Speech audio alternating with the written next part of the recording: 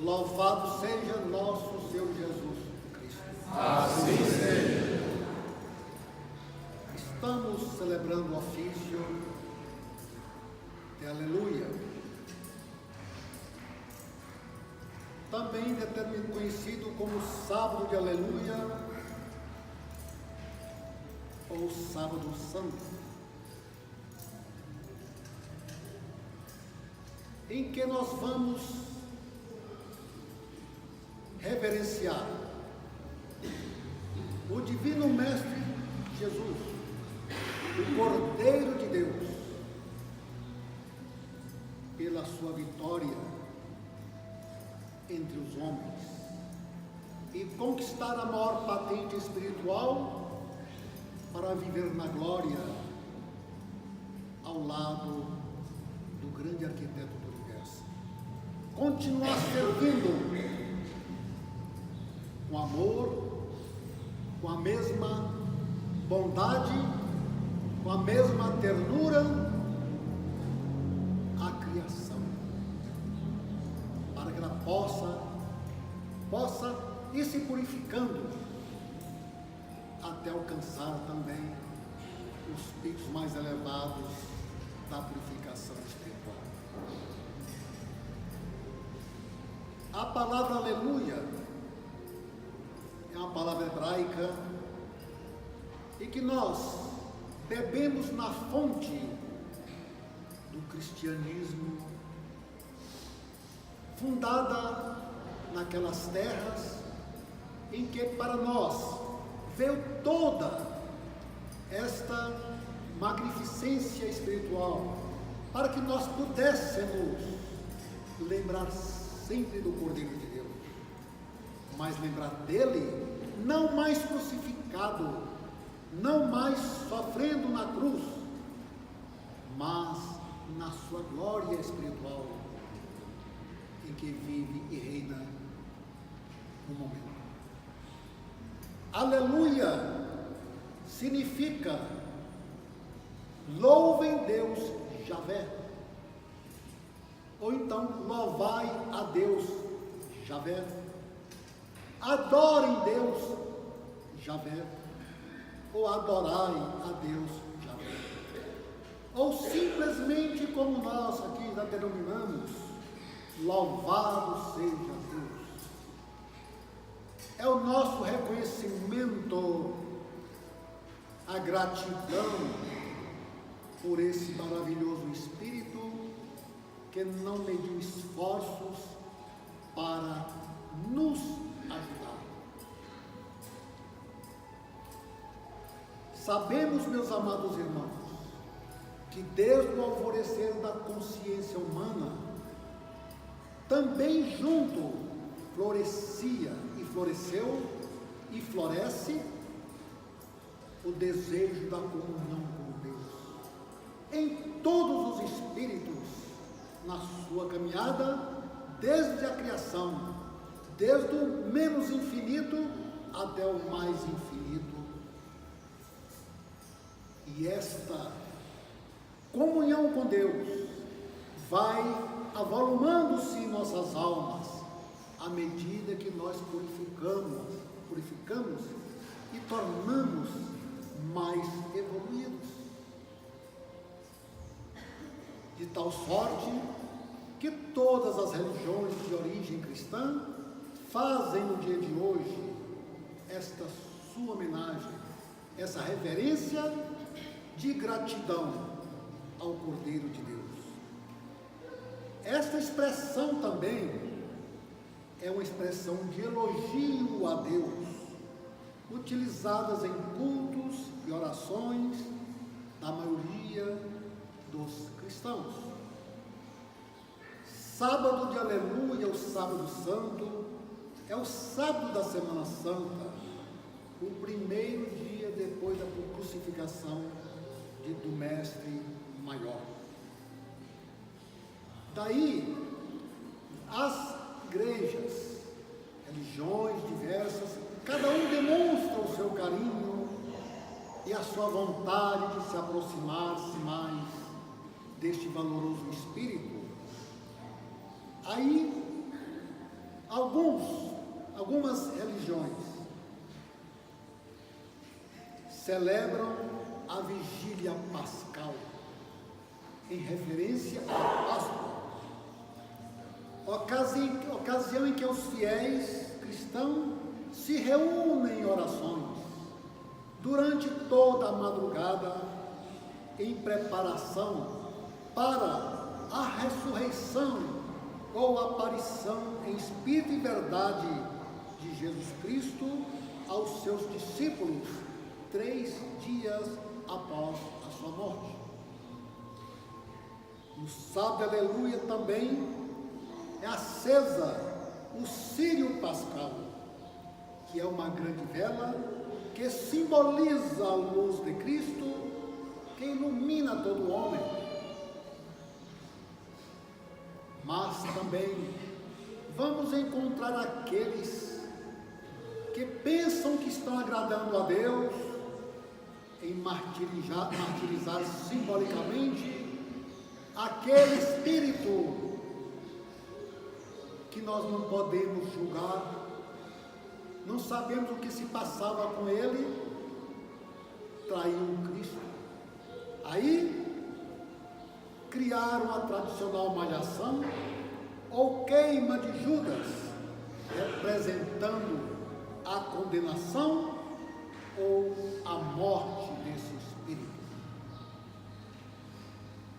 Daí vamos entender que é diversa a preparação, a demonstração de carinho para esse valoroso espírito.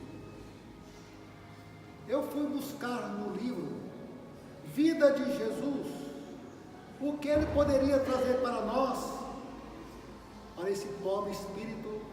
Vou dizer pobre porque foi um sofrimento para ele ter traído o divino Mestre Jesus.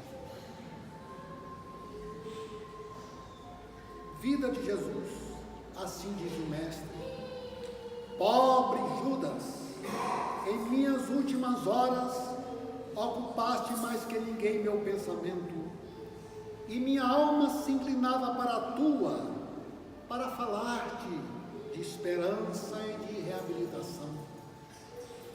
Perdido, costuma-se dizer perdido ao que atraiçoou a Jesus.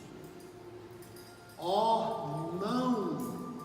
Nada se perde das obras de Deus. Todas estão destinadas a ser grandes. Todas se verão honradas, embora todas comecem arrastando-se penosamente, desde a falda da montanha, para iluminarem-se depois com a chama divina ao chegar lá em cima. Aí está, meus amados irmãos, aquele que no seu último momento, no seu último suspiro de vida entre nós, ainda levantou a voz para dizer: Pai, perdoa-lhes porque eles não sabem o que fazem. E nós? Será que tem Judas dentro de nós nos dias de hoje? Será que não estamos fazendo pior que o Judas? a esse espírito que já pagou pelo seu erro e hoje ocupa uma posição de destaque e de mestre, trabalhando para o Mestre Jesus, diuturnamente, demonstrando o seu valor e a sua coragem.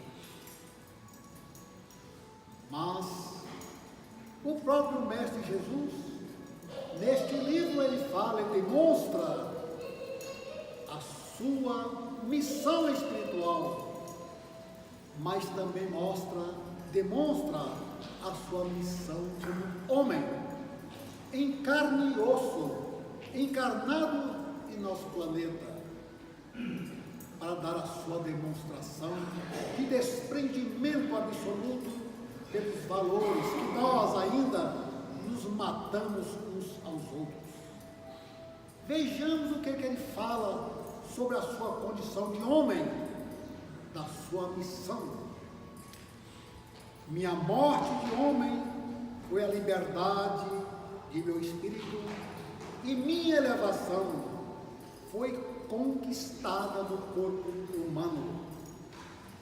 A lei divina é absoluta e o caminho da humanidade, da mesma forma que o individual, se cumpre sem desvios dentro da justiça do Criador. Cheguemos a uma conclusão, meus irmãos meus, permanecei na crença da minha pureza, como espírito antes de sua última encarnação.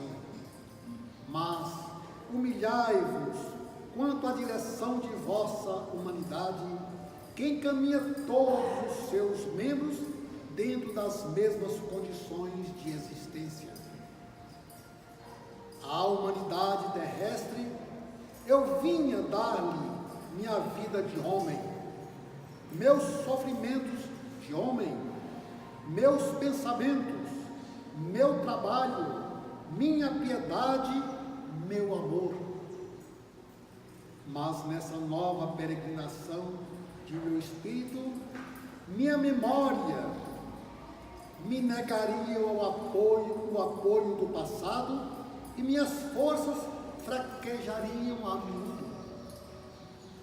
Como homem, sentiria o aguilhão da carne. Como homem, sofreria devido à matéria e às afeições combatidas me pesariam como remorsos. Como homem, me cansaria dos homens e sofreria, não obstante, pelo abandono dos homens. Como homem, me chegariam sinais de compaixão dos Espíritos de Deus. Porém, nada de ostensivo poderia dar-me faculdade para desafiar, para mudar a ordem da natureza. Como homem, enfim, estaria submetido à lei humana e a justiça de Deus não alteraria por mim sua imutabilidade. A lei tinha que castigar-me como blasfemador. Ninguém teria podido salvar-me.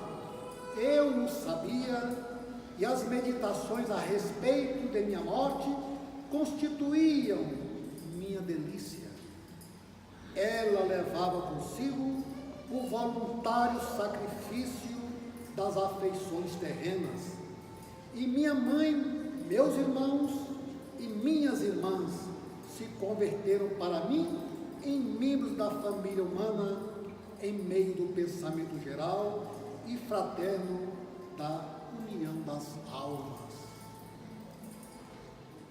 E nós queremos ser diferentes. Nós lutamos e trabalhamos para ter privilégios de poder, de riqueza, de belezas, privilégios sem fim. E damos a nossa vida, acabamos com ela sem saber, lutando pelos privilégios, esquecendo da imutabilidade das leis de Deus, que vale para todos, E somente no momento final de nossas vidas terrenas, quando não tem mais jeito, é que nós abandonamos o carinho, o amor exagerado por tudo aquilo que abelhamos, com todo o sacrifício de nós que nós podemos fazer. Aí nos declaramos: Pai, tenha piedade de mim, eu sou o seu filho querido, tudo fiz para agradá-lo, ajudai-me e perdoai os meus pecados. Isso, meus amados irmãos, acontece comigo também.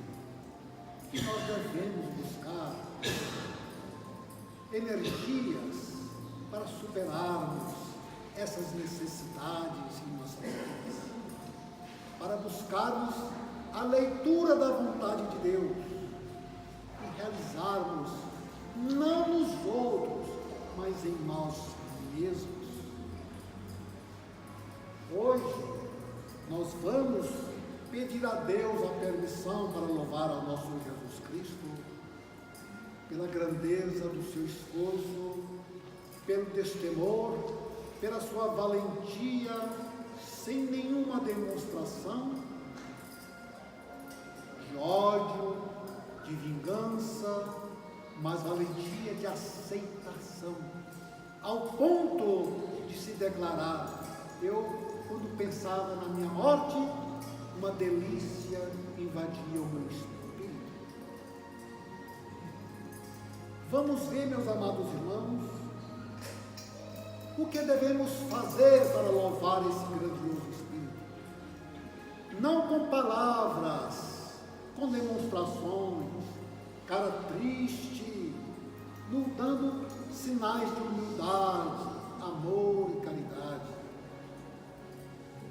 Não.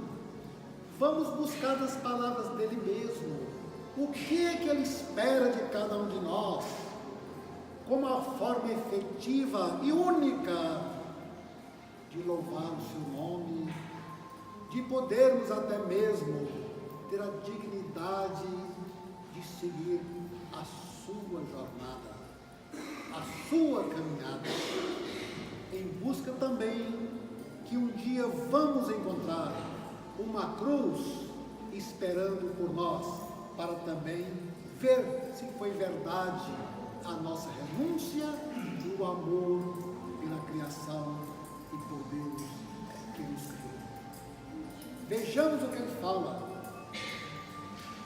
O enviado de Deus, com a nossa alma repleta de fé, de humildade e caridade, nos esforçando continuamente para vivermos os postulados da Boa Nova, como psicografou o Divino Mestre na obra Vida de Jesus, que diz: a alegria intelectual deriva das manifestações de seu espírito, não pode ser concedida senão aos que tenham começado a tarefa de sua purificação, o trabalho de sua desmaterialização, aos que tenham entrado já pelo caminho das reformas de sua própria natureza animal e pelo das lutas contra si mesmo, contra todas as paixões desorganizadoras da alma, contra todos os vícios que fazem o espírito baixar ao nível dos brutos, contra a ambição dos bens terrenos, contra a faculdade pensante que fomenta tão somente culpáveis ficções, más doutrinas, delírios de imaginação dignos de lástima, falsos estudos filosóficos, tristes soluções, desprezíveis negação da existência de Deus. É assim, meus irmãos, que nós vamos louvar a esse Espírito, cumprindo os seus mandamentos, logicamente somos todos cheios de vícios, de paixões, ainda cheios de pecados, mas temos que ter um dia um primeiro esforço e começarmos a fazer a nossa faxina na esperança da purificação de nossas almas. Isto com certeza pelos tempos afora que não sabemos determinar. Fica aqui então o convite para todos nós. Vamos pensar nas nossas vidas, no que estamos fazendo, o que estamos construindo para a nossa elevação, para a nossa conquista de merecer o reconhecimento e as honras do nosso Senhor Jesus. Vamos humildemente dizer: louvado seja nosso Deus.